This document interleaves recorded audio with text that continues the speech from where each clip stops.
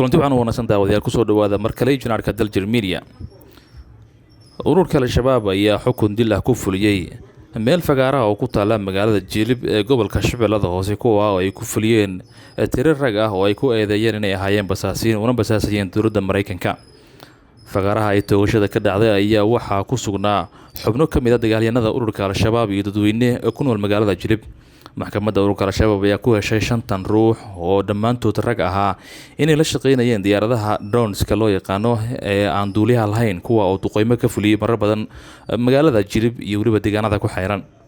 raggan la toogtay ayaa lagu magacaabi jiray Abuukar Xasan Maxamed, Xasan Maxamuud Maxamed Xasan Dheere, Mahad Cabdulqaadir Aadan Mahad Qaadoole, Axmed Cabdi Cabdullaahi Salmaan, macalin Abuukar Maxamed Calasow oo ahaa ninka ugu da'da weyn raggan la toogtay oo dadiisan lagu sheegay 63 sano.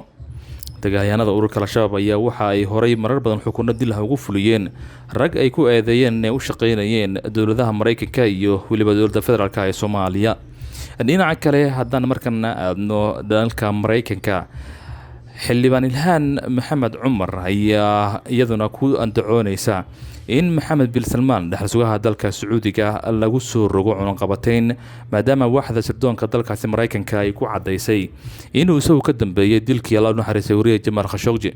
warbixin toddobaadkii hore uu baahiyay xafiiska agaasimaha sirdoonka qaranka dalkaasi Mareykanka ayaa lagu sheegay in Maxamed bin Salmaan uu amray dilka wariye Jamal Khashoggi oo si arxan darro ah loogu dilay dalkaasi Turkiga gaar ahaan magaalada Istanbul. tallaabadan ay qaadan Ilhaan ayaa ka horkeeni karta afhayeenka aqalka wakiilada Nancy Pelosi oo xitaa madaxweyne Joe Biden oo labaduba ka gaabsaday in cunaqabateyn lagu soo rogo Maxamed bin Salmaan. wasaaradda arrimaha dibadda ee Mareykanka ayaa meesha ka saartay in Maxamed bin Salmaan loo ciqaabi doono dilkii Khashoggi, waxaase ay sheegtay in ay ka shaqeyn doonto sidii dib loogu wanaajin lahaa xiriirka labada wadan.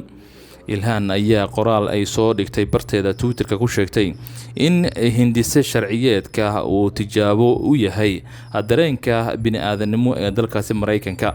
xogayaha warfaafinta aqalka cad ee dalka Mareykanka ayaa isniintii difaacday go'aanka ah in aan cunaqabateyn lagu soo rogin Maxamed bin Salmaan kaas oo sida la sheegay isagu ka dambeeyay dilka wariye Jamal Khashoggi. Jamal Khashoggi ayaa waxaa lagu dilay magaalada Istanbul qunsuliyadda ugu taala dalkaasi Sacuudiga kadib markii uu halkaasi u doontay waraaqo uu kaga xirnaa guurkiisa oo markaasi uu isu diyaarinayay.